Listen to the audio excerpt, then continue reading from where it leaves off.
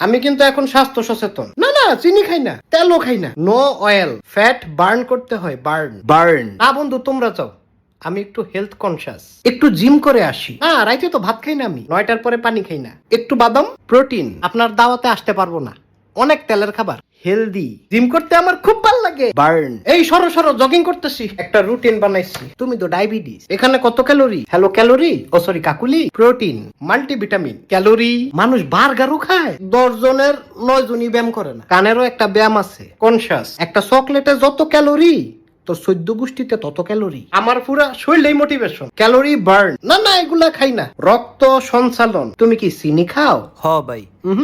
তুমি বিষ খাও। তেলের খাবার খাওয়ার লেগা ফোন দিবি না। হেলথ কনসিয়াস, জিব্বার একটা ব্যায়াম আছে, অ্যাক্টিভ। হ্যাঁ, আমি তো অ্যাপ দিয়ে সব ডায়েট কন্ট্রোল করি। তুমিও করো করো, আল্লাহ মাফ করুক। তুমি কি জিম করো না? Green tea, burn.